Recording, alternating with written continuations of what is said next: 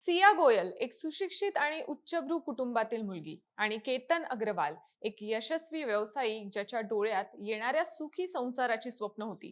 गेल्या काही दिवसांपासून महाराष्ट्रातच नाही तर संपूर्ण देशभरात या दोन नावांची चर्चा आहे. सुरुवातीला लोणावळ्या जवळच्या लोहगड किल्ल्याच्या खोल दरीत पाय घसरून पडून केतनचा मृत्यू झाल्याची बातमी आली होती. तेव्हा ऐन लग्नाच्या आधीच आपल्या भावी पतीला गमावलेल्या सियाबद्दल सगळ्यांनाच वाईट वाटलं होतं. पण जेव्हा पोलिसांनी mobile call records, WhatsApp chat आणि सीसीटीव्ही तपासायला सुरुवात केली, तेव्हा संपूर्ण देशाचं लक्ष या प्रकरणाकडे वळलं. कारण हा अपघात नव्हता, तर थंड डोक्यानं रचलेला खुनाचा कट होता. आणि या कटाची सूत्रधार दुसरी तिसरी कोणी नाही तर केतनशी होणारी बायको सिया गोयल आणि तिचा प्रेमी चेतन चौधरी होता. बरं, तिनं ही हत्या काही ऐनवेळी नव्हती केली, तर लग्न ठरल्यापासूनच तिने केतनला या जगातून संपवण्याचा डाव रचला होता. तिने नेमकी काय काय प्लॅनिंग केली होती, लोहगडावरील घटनेपूर्वी देखील तिने केतनला संपवण्याचा कसा प्रयत्न केला होता आणि तिच्या फोन रेकॉर्डने काय उघड केलं, या संपूर्ण प्रकरणाची इनसाइड स्टोरी या व्हिडिओच्या माध्यमातून जाणून घेऊयात. नमस्कार, मी रुपल आणि तुम्ही पाहत आहात विशेष भारी.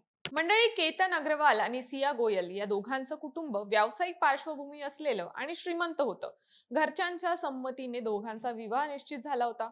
सुरुवातीला सर्व काही सुरळीत आणि आनंदी दिसत होतं. दोघंही एकमेकांशी बोलायचे, भेटायचे. पण या वरवर दिसणाऱ्या आनंदाच्या मागे एक भयंकर कटकारस्थान रचलं जात होतं, ज्याची कल्पना केतनच्या कुटुंबियांना नव्हती. आतापर्यंत समोर आलेल्या माहितीनुसार लग्न ठरल्यापासूनच सियाच्या वागण्यात एक वेगळाच बदल जाणवू लागला होता. सिया या लग्नासाठी मनातून अजिबात तयार नव्हती. घरच्यांच्या दबावामुळे तिने लग्नाला होकार तर दिला होता, पण केतनला ती आपला पती म्हणून स्वीकारू शकत नव्हती. कारण चेतन चौधरीशी गेल्या काही वर्षांपासून तिचे प्रेम संबंध होते. असं असलं तरी तिचा नकार तिने कधी उघडपणे बोलून दाखवला नाही. आता लग्न जुळल्यापासून नेमकं काय काय घडलं, पोलीस तपासात काय उघड झालं ते जाणून घेऊया. तर लग्न जुळल्यापासून सियाने हे प्लॅनिंग सुरू केलं होतं. सियाने सुरुवातीलाच केतनचा विश्वास जिंकला. तो कधी उठतो, कधी ऑफिसला जातो, त्याचा वीकेंडचा प्लॅन काय असतो, या सगळ्याची माहिती तिने गोळा केली. तिने केतनच्या दैनंदिन सवयींचा एक पॅटर्न समजून घेतला. विशेष म्हणजे सियानं कोणालाही संशय येऊ नये म्हणून सोशल मीडियावर केतन सोबतचे रोमॅन्टिक फोटोज देखील पोस्ट केले. हत्येनंतर कोणाचाही संशय तिच्यावर जाऊ नये म्हणून हे सगळं सुरू होतं. फॉरेन्सिक टीमला सियाच्या मोबाईलच्या सर्च हिस्ट्रीमधून धक्कादायक गोष्टी मिळाल्या. लग्न ठरल्यापासूनच ती गुगलवर अपघाती मृत्यू कसा घडवून आणायचा, पोलीस तपासातून कसं वाचायचं अशा गोष्टी सर्च करत होती. आता हा हत्येचा कट कसा रचण्यात आला, तर केतनची ट्रेकिंगची आवड लक्षात घेऊन त्याला लोहगडावर घेऊन जायचं आणि तिथं त्याचा काटा काढायचा असा कट सिया आणि तिच्या प्रियकर चेतननं रचला. केतन आणि सियाचं प्री वेडिंग शूट बालीला होणार होतं. 6 जूनच्या विमानाची तिकीट सुद्धा बुक झाली होती, पण त्यापूर्वीच 4 जूनला केतनला लोहगडावर घेऊन जायचं आणि प्रेमातील अडसर दूर करायचे असं सिया आणि चेतननं ठरवलं होतं. पण केतनच्या आईने विरोध केल्यानं जाणं रद्द झालं. आता केतनशी लग्न करायचंच नाही तर प्री वेडिंगसाठी बालीला काय जायचं? मग प्री वेडिंग शूट टाळण्यासाठी सियानं केतनचा पासपोर्ट गायब केला. त्यामुळे केतनला बालीचं प्री वेडिंग शूट रद्द करण्याची वेळ आली. 18 जूनला सियाच्या हट्टाखातर केतन तिच्यासोबत लोहगडावर ट्रेकिंगसाठी आला. फोटोसाठी पोज देताना केतनचा घात करण्यात आला. ही हत्या लपवण्यासाठी केतनचा पाय घसरून तो लोहगडावरून पडला अशी कहाणी सियानं सांगायला सुरुवात केली. मुख्य म्हणजे हत्येच्या दिवशी आपण लोहगडावर होतो हे उघड होऊ नये म्हणून सियाचा प्रियकर चेतननं सुद्धा स्वतःचा फोन न आणता कामगाराचा फोन सोबत आणला होता. तो लोहगडावर हजर होता हे समजू नये म्हणून हुडी आणि हेडफोन घालून स्वतःची ओळख लपवली. पण सीसीटीव्ही सिया आणि चेतननं एकमेकांना जे खुणवलं ते दिसलं आणि त्यांची तीच चूक त्यांच्या धक्कादायक कृत्याचा पर्दाफाश करण्यासाठी महत्वाची ठरली. या संपूर्ण केसचा सर्वात मोठा टर्निंग पॉइंट ठरला तो म्हणजे सिया गोयलचा फोन रेकॉर्ड आणि तिचे कॉल डिटेल्स. पोलिसांनी जेव्हा सियाचा फोन जप्त केला आणि सायबर सेलच्या मदतीनं डेटा रिकव्हर केला, तेव्हा चेतन चौधरीशी असणारे तिचे प्रेम संबंध उघड झाले. 1 जानेवारी ते 18 जून या कालावधीत सिया आणि चेतन यांचं तब्बल 2004 वेळा फोनवर संभाषण झालं. केतनचे वडील यांनी माध्यमांशी बोलताना सियावर गंभीर आरोप केले. सियाचे प्रेम संबंध होते आणि ती चेतन बरोबर उदयपूरलाही गेल्याचा दावा त्यांनी केला.